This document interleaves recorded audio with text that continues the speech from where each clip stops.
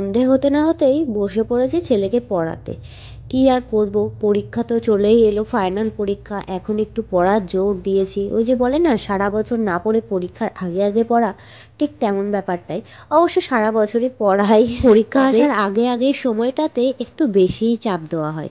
আর এদিকে আমার অবস্থা দেখো, ভীষণই ঠান্ডা পড়েছে, আমার তো ভীষণ ঠান্ডা লাগছে, তো যার কারণে একটা ওড়না গায়ে দিয়ে নিয়েছি। আর এদিকে দেখো দুটো দরজায় দিয়ে দিয়েছি, এদিকে জানলাও দেওয়া, সবটা দিয়ে পুরো ঘর বন্ধ করে বসে রয়েছি, মানে ছেলেকে পড়াচ্ছি বসে। আজ বৃহস্পতিবার, ওকে পড়াতে পড়াতেই হঠাৎ করে ইচ্ছা হলো একটুখানি আলতা পরবো। হয় না মাঝে মাঝে ইচ্ছা হয়। তো আমি আলতা পরতে আগাগোড়ায় ভীষণ ভালোবাসি, মানে বিয়ের আগেও যখন মা জেঠিমারা আলতা পরতো তখন আমিও আলতা পরতাম, আর পায়ে পরার সাথে সাথে হাতেও পরতাম।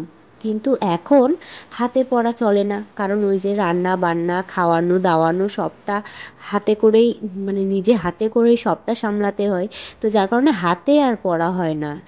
অনেক দিন পর আলতা পরতে বসেছি, সেই গেছিলাম বড় মার কাছে, সেই আমি লাস্ট আলতা পরেছিলাম, আর আজ পরছি। বিয়ের প্রথম প্রথম আর ছেলে হওয়ার প্রথম প্রথম কি করতাম জানো তো, প্রত্যেক বৃহস্পতিবারে আমি স্নান টান করে, সকাল সকাল উঠে স্নান টান করে আলতা পরতাম, সিঁদুর পরতাম, সবটা পরে তারপরে ঘট পেতে পুজো দিতাম। আর এদিকে দেখো হাতে একটুখানি জানো, শুনেছি নাকি হাতে আলতা দিতে হয় আলতা পরার সাথে সাথে, কারণ তাহলে নাকি ভাইয়েরা খুব সুখী হয়। তো যার কারণে এটা যখন শুনেছি তারপর থেকেই হাতে আলতা না দিলে মনটা খচমচ করে।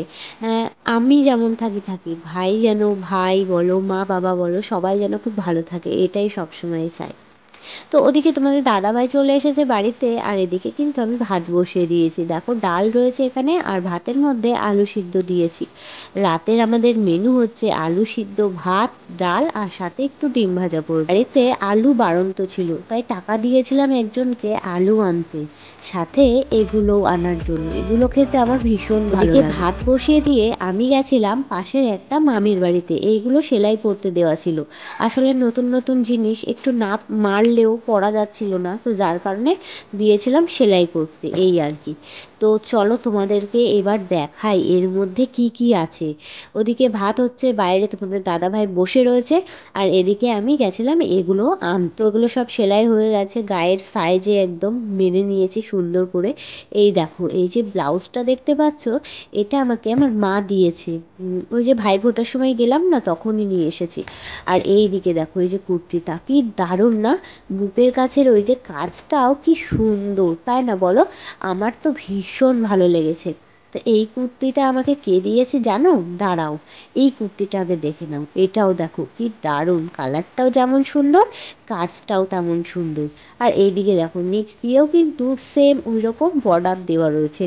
এই দুটো কুর্তি আমাকে দিয়েছে আমার ভাই উপলক্ষে, আমার ভাই আমাকে এই দুটো কুর্তি দিয়েছিল। আর এদিকে মা এই নাইটিটা দিয়েছিল। আমার দাদা আমাকে একটা শাড়ি দিয়েছিল, সেটা তোমাদেরকে অন্য একটা ভিডিওতে দেখাবো। তো সমস্ত জিনিসগুলো, কুর্তি, নাইটি, ব্লাউজ, এগুলো কেমন হয়েছে অবশ্যই কমেন্টে জানিও। আর ভিডিওটা ভালো লাগলে অবশ্যই লাইক করে চ্যানেলটা সাবস্ক্রাইব করে দিও।